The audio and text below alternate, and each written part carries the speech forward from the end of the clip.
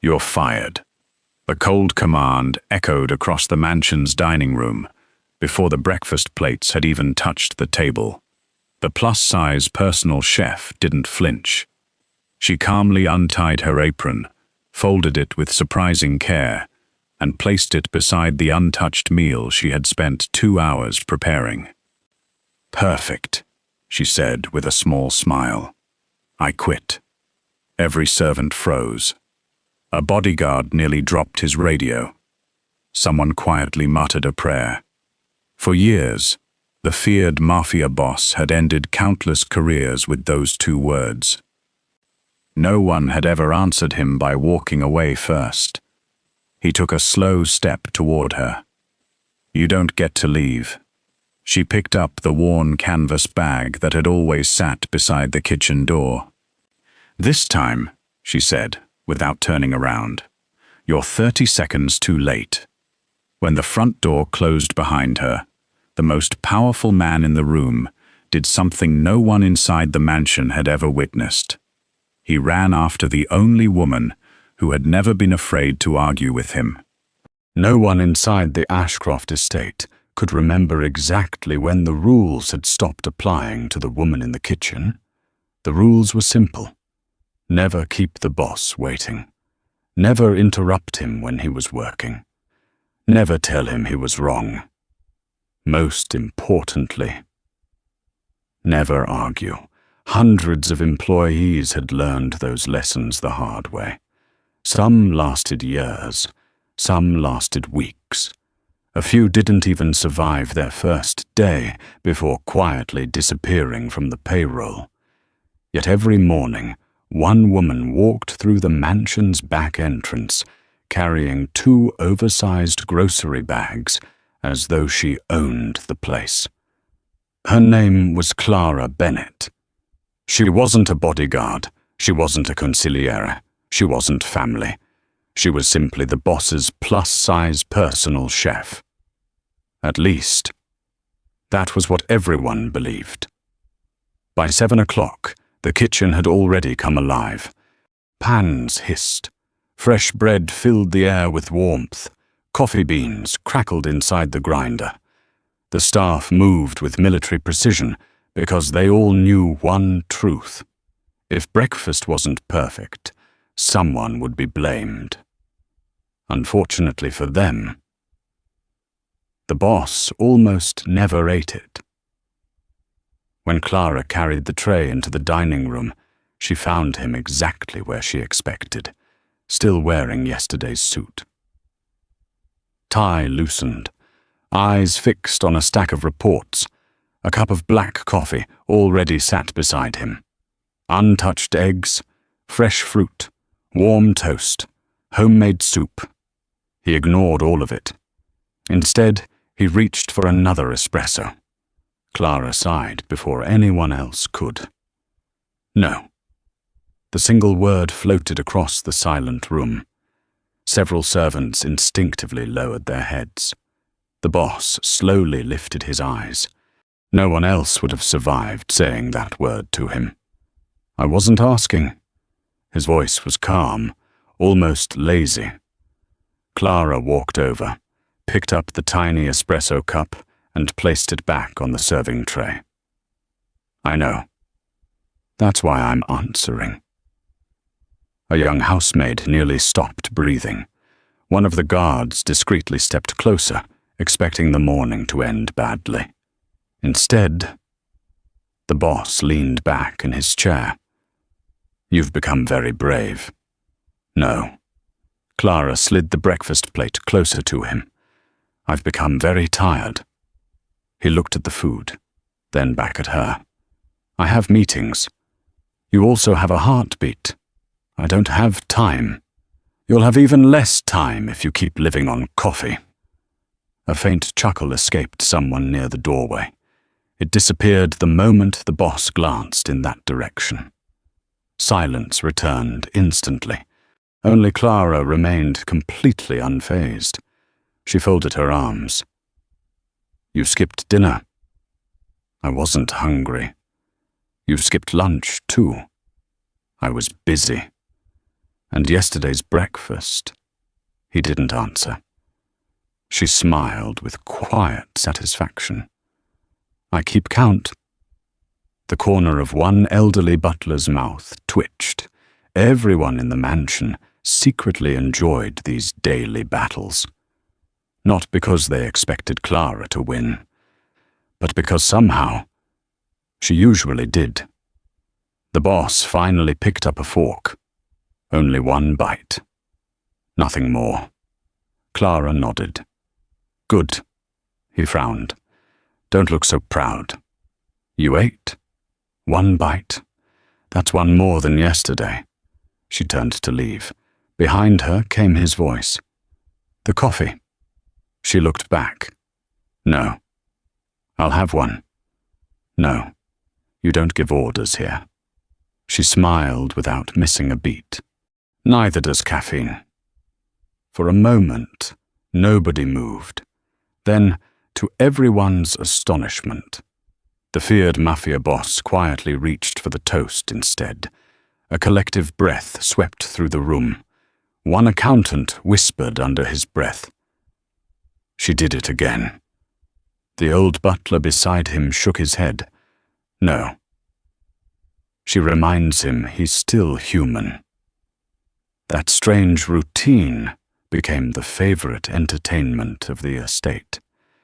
If the boss worked through lunch, Clara appeared. If he stayed in his office until midnight, she somehow found him.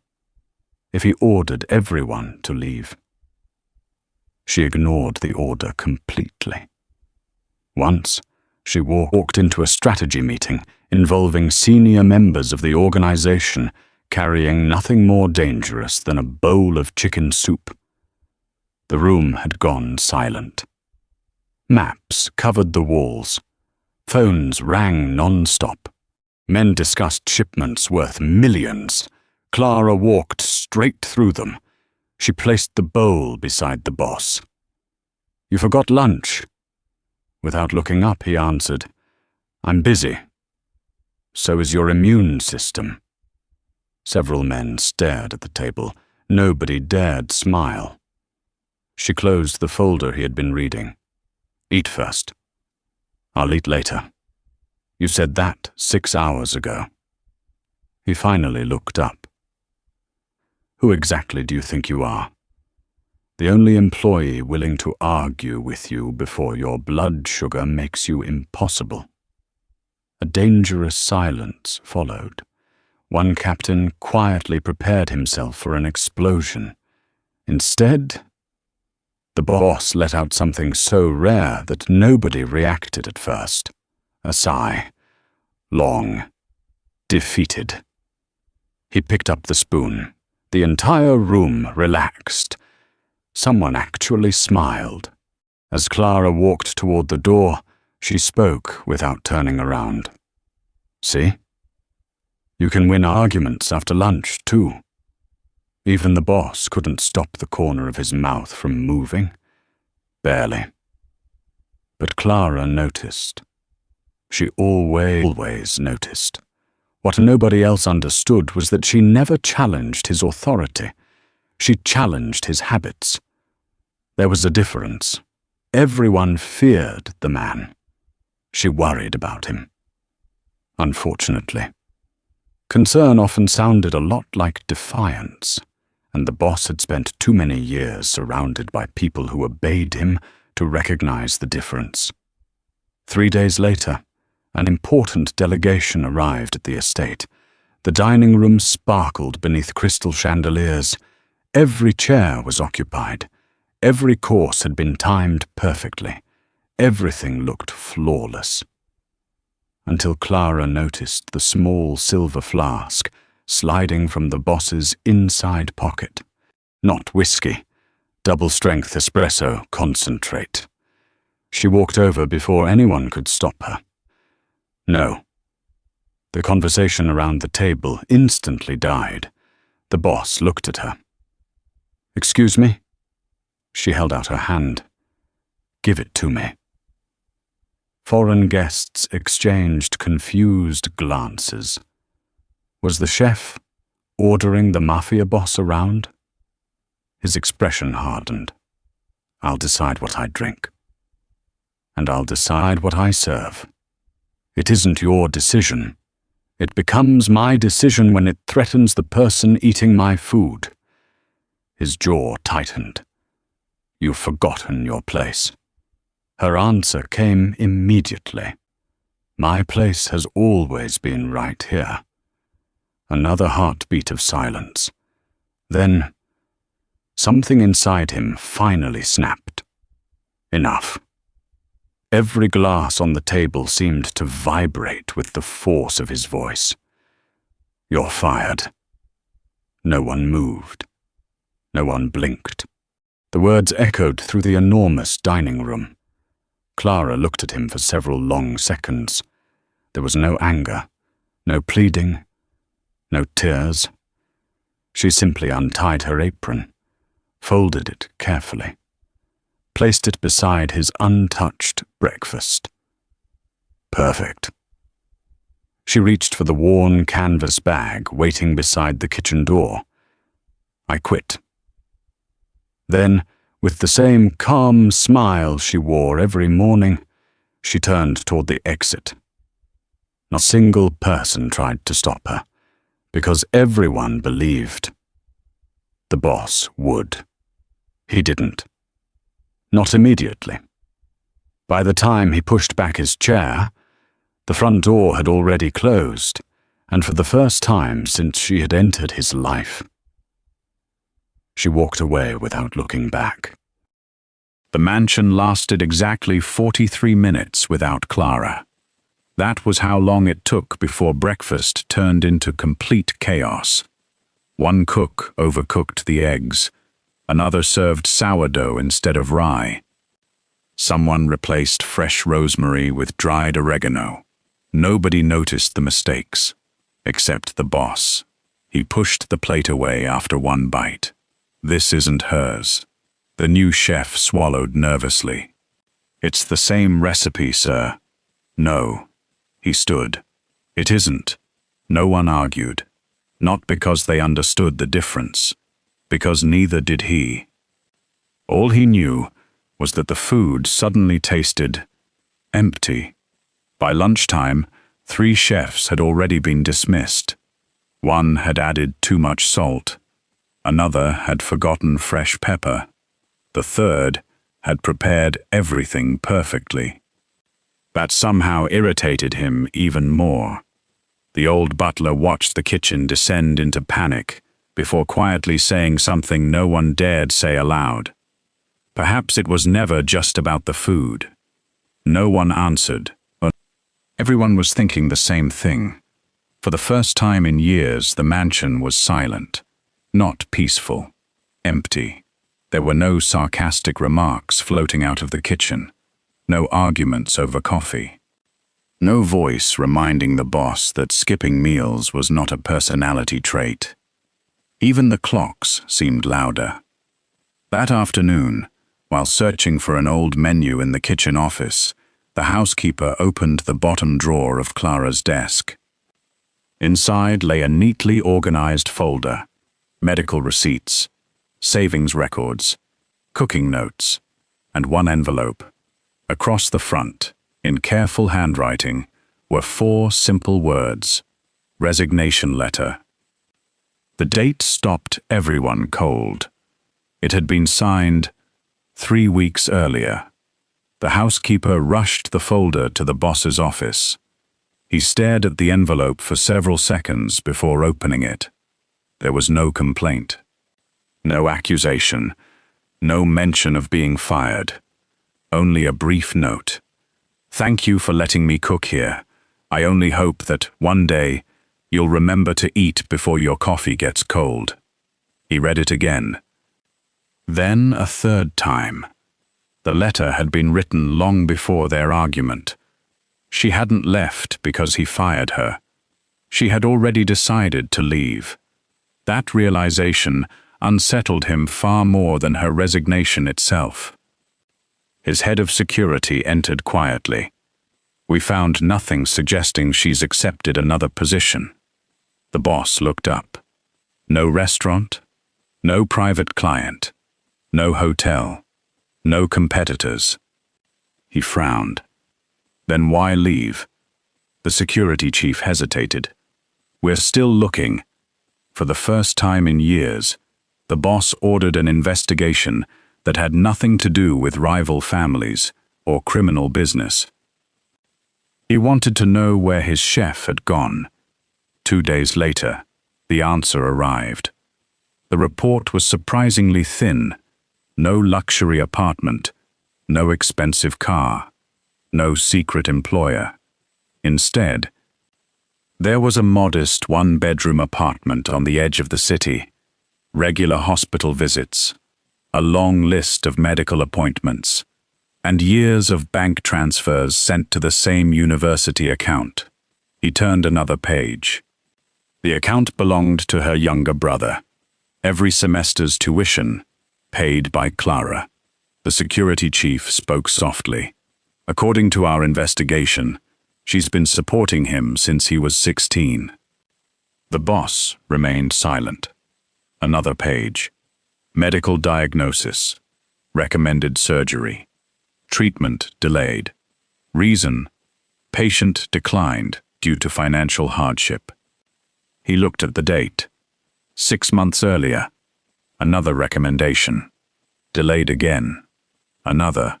Postponed. Again. The security chief cleared his throat. Our investigator also spoke with the landlord. And? She never spends money on herself. The room fell silent.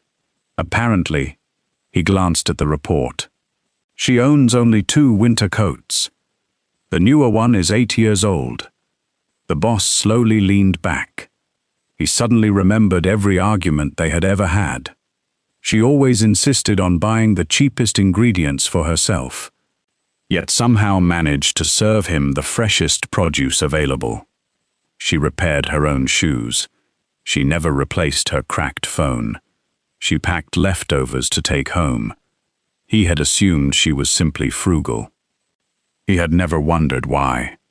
Meanwhile, the mansion continued falling apart in increasingly ridiculous ways. One replacement chef prepared 17 different breakfast options because no one knew which one the boss actually preferred. He rejected all 17. Another chef asked for a written list of his favorite meals. No one could provide one, because there wasn't one. Clara had never cooked according to a list. She watched him. If he looked exhausted, breakfast became lighter. If meetings ran late, dinner waited instead of drying out. If he seemed unusually stressed, dessert appeared without explanation. She never asked. She simply knew. The new staff tried copying her recipes. Nothing worked. The soup tasted correct. The bread looked identical. Even the sauces matched her handwritten instructions. Still, every meal felt incomplete. One evening, the old butler quietly placed a bowl of vegetable soup in front of the boss. It's her recipe. The boss tasted it. The flavor was almost perfect. Almost. He put the spoon down. What's missing? The butler smiled sadly. I don't believe it's written in the recipe. For several long seconds, neither man spoke. The boss looked toward the kitchen. The lights were on. People were working. Pots were boiling. Plates were being prepared. Yet somehow, the busiest room in the mansion had never felt so lifeless. Late that night, unable to sleep, he wandered into the now quiet kitchen. Everything was spotless, exactly as Clara had always left it. His eyes settled on a small notebook tucked behind a row of cookbooks. He opened it. There were no recipes inside, only tiny reminders written to herself. Boss skipped breakfast again. Add more fruit tomorrow. He looked exhausted today. Less coffee, more tea. Remember to hide vegetables inside the pasta sauce. He'll never notice. Then he reached the final page, a single unfinished sentence. I hope he'll learn to take care of himself before... The words stopped there. The rest of the page was blank. He stared at it for a very long time. For the first time since she walked away, he realized the woman he thought had been challenging his authority had quietly been protecting his life all along. For the first time in nearly 15 years, Damien Ashcroft cancelled an entire afternoon of meetings. No one questioned the decision. His advisors assumed a rival family had made an unexpected move. His security team expected an emergency. Instead, the feared Mafia boss sat alone in his office, staring at a single address printed on a sheet of paper. It wasn't a warehouse. It wasn't a safe house. It wasn't the home of an enemy. It was an old community center on the east side of the city. According to the investigator's report, Clara Bennett spent every Saturday there. No salary, no publicity, no sponsors. She simply showed up. Curiosity won. The following Saturday, Damien exchanged his tailored suit for a plain grey sweater, a baseball cap, and jeans that had clearly never belonged in his wardrobe. His chief of security blinked twice. "Sir, are you sure about this?" "I'm going to observe." "Should we send a team?" "No." "What if someone recognizes you?" Damien adjusted the cap lower. "They'll be too busy laughing." Neither of them realized how accurate that prediction would become. The community center occupied an aging brick building squeezed between a library and a flower shop. Children's laughter echoed through the open windows long before Damien reached the entrance. A hand-painted sign hung above the door. "Free cooking class today." Inside, nearly 20 children crowded around stainless steel tables that had seen better days. Flour dust floated through the air like snow. Someone had spilled milk. 2 boys were arguing over a whisk. 3 little girls proudly showed off cookies that looked nothing like cookies. And in the middle of the cheerful chaos, Clara stood wearing a faded blue apron. She looked different, not because of her clothes, because she was smiling. Not the polite smile she wore inside the mansion. Not the amused smile she used before winning another argument. This smile reached her eyes. She laughed so freely that the entire room seemed brighter. Damien stopped walking.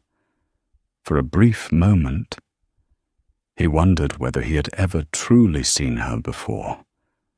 One little boy tugged on Clara's sleeve. "Miss Clara, my pancakes look funny." She crouched beside him. "They're supposed to," he frowned. "They are?" "Of course." She held up the oddly shaped pancake. "Perfect circles are boring." The children giggled. She pointed toward another table. "See that one?" A little girl proudly lifted a pancake that looked suspiciously like a turtle. Clara clapped enthusiastically. "I've never seen a turtle pancake before." The little girl's face lit up. Damien found himself smiling before he realized it. A volunteer noticed him standing near the entrance. "Here for the class?" He hesitated. "Aye." Before he could invent an excuse, Clara looked up.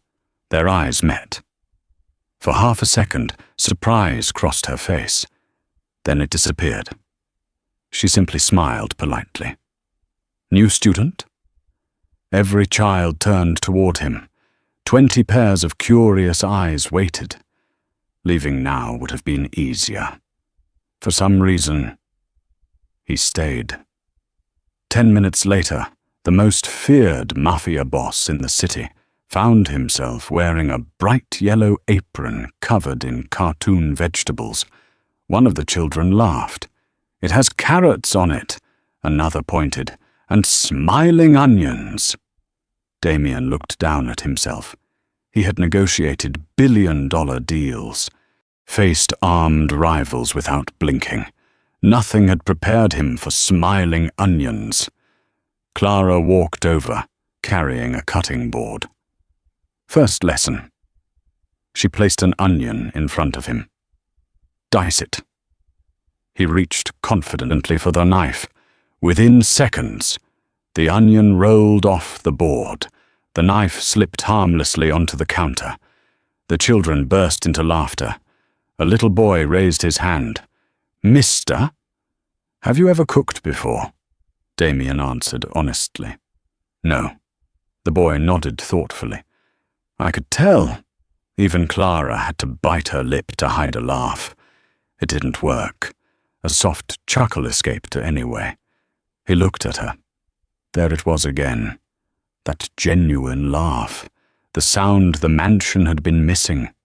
The next assignment wasn't much better. He burned garlic, overmixed pancake batter, nearly dropped an entire bowl of flour. At one point, he somehow managed to set off the smoke alarm without actually cooking anything. The shrill alarm echoed through the room. Children covered their ears. Someone opened every window. Clouds of harmless smoke drifted toward the ceiling. Damien looked around awkwardly. "I don't think that was supposed to happen." A tiny girl no older than 6 nodded with complete seriousness. "I don't think so either." The room exploded with laughter. Even Damien couldn't help laughing at himself. The sound surprised him. It felt unfamiliar, natural. He couldn't remember the last time laughter hadn't been forced or calculated. After class ended, the children rushed outside, carrying small paper bags filled with the treats they had made. One little boy hugged Clara tightly before leaving. "See you next Saturday. I'll be here." Another child handed Damien a badly decorated cookie. "For trying." He accepted it as though it were something priceless. When the room finally grew quiet, Clara began wiping down the tables. She didn't look at him. "I didn't expect to see you here. I didn't expect to come. I noticed." She smiled faintly. "The onions gave you away." For the first time since she had left the mansion, their conversation sounded almost normal. No shouting, no arguments, only silence stretching comfortably between them. Damien glanced around the room. "You do this every week? Every Saturday?" "For free." She shrugged. "I had someone teach me when I was little. So now you teach them. They deserve one place where nobody expects them to be perfect." Her words lingered. He suddenly remembered the little boy with the crooked pancakes. She hadn't corrected him. She had celebrated him. That wasn't just how she cooked. It was how she lived. His eyes drifted toward a shelf filled with framed photographs. Children, birthday parties, graduation pictures, holiday dinners. Clara appeared in almost every frame, always in the background, always smiling. She had quietly built an entire second family, while everyone at the mansion believed her whole world revolved around cooking for one stubborn man. As she packed away mixing bowls, Damien spoke softly. "The mansion isn't the same." She paused. "I'm sure everyone adjusted." "They didn't. You hired better chefs. I hired 10. And they all know recipes." She looked at him for the first time. "They don't know you." He corrected himself before she could answer. "No. They don't know me." The admission hung between them. It wasn't really about food anymore. It hadn't been for a long time. The silence that followed wasn't uncomfortable. It was honest, for perhaps the first time in years. The feared Mafia boss wasn't standing in front of someone who obeyed him. He was standing in front of the only person who had ever made him laugh at himself. And somewhere between burned garlic, crooked pancakes, and a room full of laughing children, he finally understood what he had truly been chasing the day she walked out of his mansion. It had never been his favorite chef. It had always been the only person who made his house feel like a home. Damien didn't return to the community center the following Saturday, or the Saturday after that. Not because he had changed his mind, because he knew showing up every weekend without saying what truly mattered would only make him another man hiding behind convenient excuses. Some apologies couldn't be delivered in private, not after the mistake had happened in front of an entire household. If he wanted to restore Clara's dignity, he had to do it where he had taken it away. 3 weeks later, the annual Ashcroft family banquet filled the grand ballroom of the estate. It was the most important night of the year. Leaders from every branch of the organization attended. Business partners flew in from overseas. Politicians, executives, judges, and influential guests filled the tables beneath glittering chandeliers. Everyone expected Damien Ashcroft to announce new business plans. No one expected him to rewrite the rules of the family. As the final course was cleared away, Damien rose from his chair. The room immediately fell silent. More than 200 people looked toward him. His chief advisor stepped forward with a folder containing the prepared speech. Damien glanced at it once, then quietly closed it. "I'm not giving that speech tonight." Confused whispers spread through the room. Instead, he looked toward the entrance. The massive wooden doors slowly opened. Clara stepped inside. She wasn't wearing a chef's uniform. She wore a simple navy blue dress and the same modest smile she always had. Every conversation stopped. Several captains exchanged puzzled looks. Why had the former chef been invited to the family's most exclusive gathering? Clara looked just as surprised. Earlier that afternoon, she had received a handwritten invitation asking her to attend as an honored guest. Nothing more. She had almost declined. Now she understood why. Damien walked away from the head table, not toward his advisors, not toward his senior captains, toward her.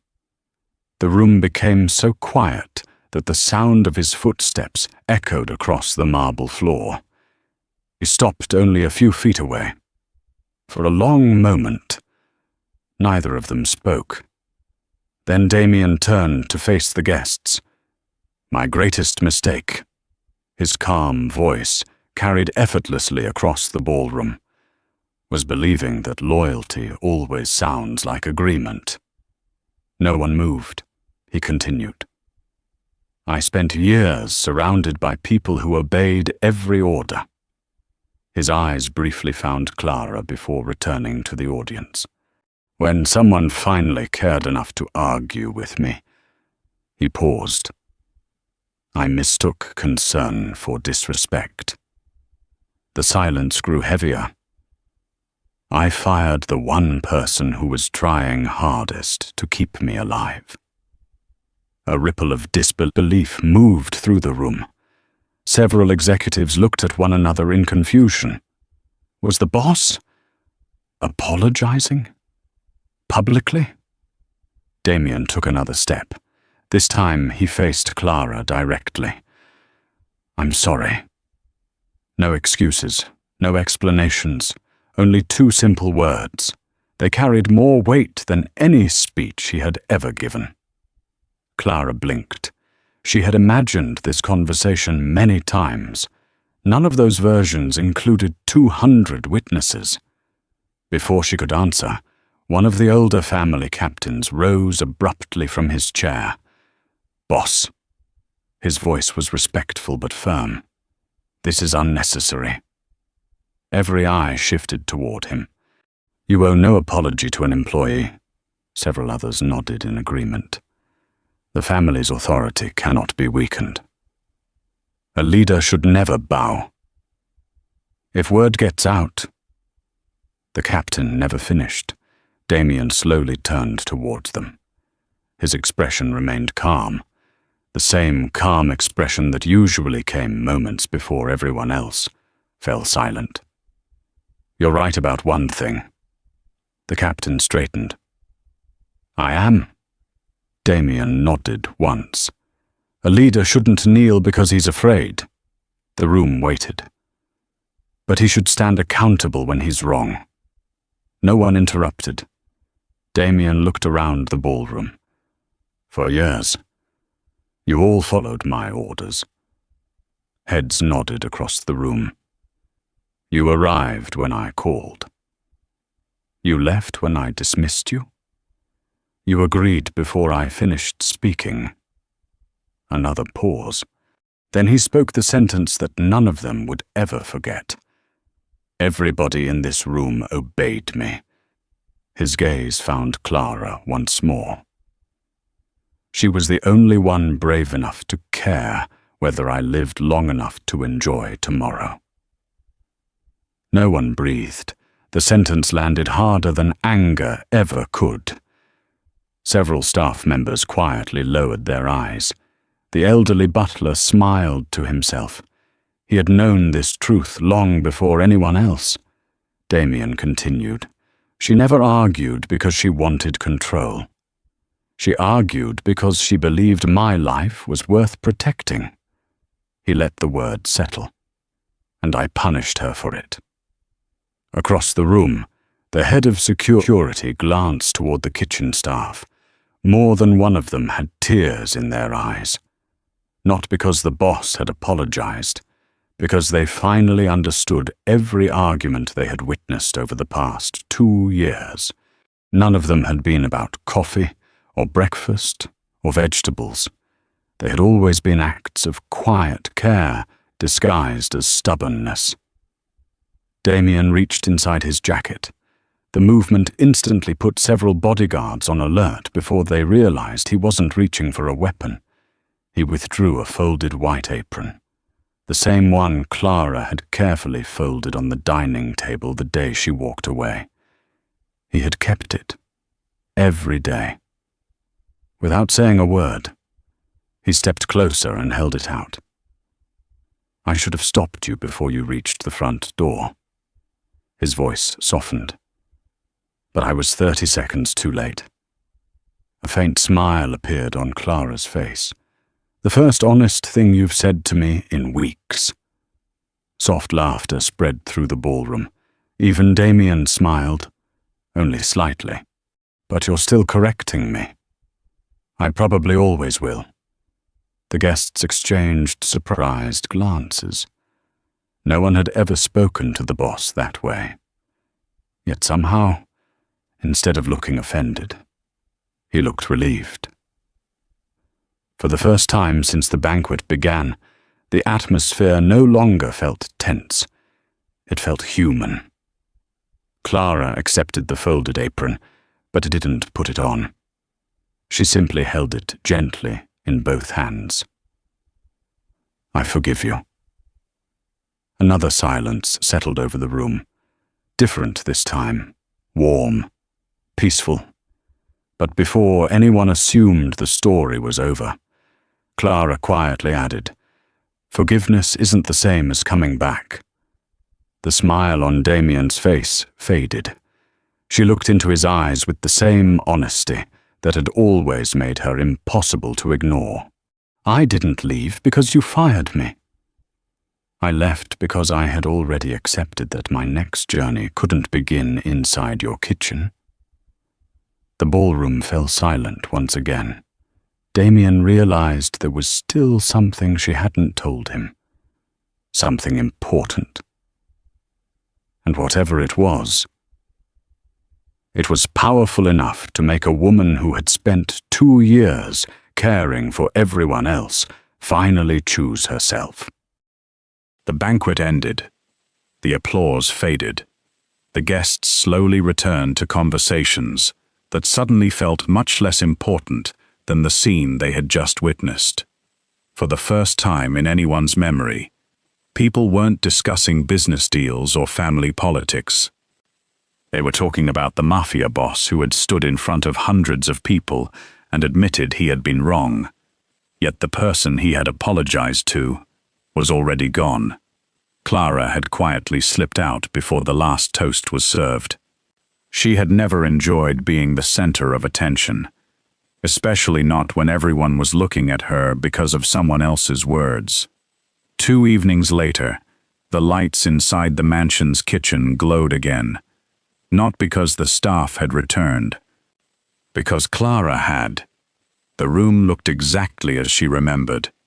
The copper pots still hung above the island. The old wooden cutting board still carried tiny knife marks from years of hurried dinners. Even the herb garden outside the window had grown exactly as she had left it. She gently placed a small travel bag on the counter. Beside it rested a folder from the hospital. Her surgery had finally been scheduled. In 4 days, she would leave the city for treatment. She hadn't come back for a job. She hadn't come back because of the apology. She had come back to say goodbye. One last meal, one last memory, one quiet thank you to the kitchen that had become her second home. She reached for an onion. Almost immediately, another hand reached for the same knife. I think I should help. She didn't need to turn around. I was wondering how long you'd stand at the door. Damien smiled awkwardly. I've been here almost 5 minutes. I know. You didn't say anything. I was waiting to see whether you'd interrupt. I was trying to behave. She laughed softly. I'm not sure that's possible. For a brief moment, everything felt wonderfully familiar. She began chopping vegetables. He watched carefully, then reached for another onion. I can do this. You absolutely cannot. I attended 1 cooking class. You nearly burned down the building. It was 1 smoke alarm. It was 3. They were sensitive. They were screaming. The silence that followed dissolved into quiet laughter. It was the easiest conversation they had shared in months. Damien rolled up his sleeves. Teach me. She looked genuinely surprised. You? I've spent years expecting everyone else to prepare everything for me. He picked up an apron folded neatly on the counter. But if we're starting over, I'd like to learn. Clara opened a drawer. Instead of handing him her old apron, she placed a brand new one in his hands. He unfolded it.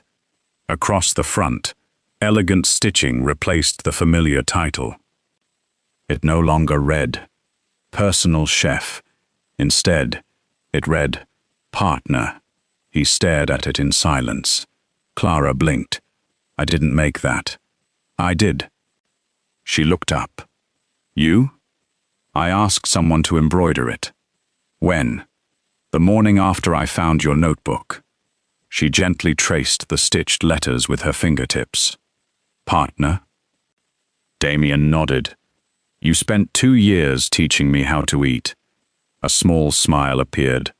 You also taught me something much harder. She waited. That caring about someone isn't weakness. It's responsibility. His voice grew quieter. I spent my whole life building an empire. He looked around the kitchen, and somehow, the safest place I've ever known was wherever you happened to be arguing with me. Tears gathered in Clara's eyes. Not dramatic, not overwhelming, just enough to blur the room for a second. She took a slow breath. My treatment starts next week. I know. It may take months. I know. I don't know what happens afterward. I know. She smiled sadly. You seem to know everything. He shook his head. No. I only know one thing. He stepped closer. I'm done deciding your future for you. If you choose to come back, I'll be here. If you choose another city, I'll support you. If you decide we're better as friends, I'll respect that. He smiled. But I'm hoping you'll eventually give me the chance to earn something I never deserved. She looked at the apron again. Then back at him. There was no dramatic proposal, no kneeling, no orchestra, only two people standing in the kitchen where every important conversation between them had always begun. Clara tilted her head. So, a familiar smile returned to her face. Who's cooking tonight? Damien confidently picked up the frying pan. I am. She opened her mouth to object. Too late. He poured cooking oil into a pan that wasn't even warm, then turned the burner to its highest setting. 5 seconds. Nothing happened. He frowned. I thought this part was faster. It usually is. 10 seconds later, the oil began smoking. 15 seconds. A loud sizzling sound echoed through the kitchen. 20 seconds. The smoke detector exploded into life. The alarm rang through the entire mansion. Servants rushed into the hallway. Bodyguards instinctively reached for their earpieces. The old butler looked toward the ceiling and sighed. He's cooking again. Inside the kitchen, Damien stared at the smoking pan with complete confusion. I followed the instructions. Clara burst into uncontrollable laughter. Real laughter. The kind that made her lean against the counter because she couldn't stop. Damien looked at the ruined pan, then at her. A second later, he started laughing too. Not like the feared Mafia boss whose name made entire organizations tremble. Not like the man who believed every mistake had to be hidden. Just like an ordinary man who had finally discovered that perfection had never been the ingredient missing from his life. The alarm eventually stopped. The kitchen remained a disaster. Dinner was completely ruined, so they ordered pizza. When it arrived, they sat together on the kitchen floor, sharing slices from the same cardboard box, while the brand-new apron rested across the back of a nearby chair. Outside, the mansion stood exactly as it always had. Powerful, imposing, untouchable. Inside, for the first time in years, it sounded like home.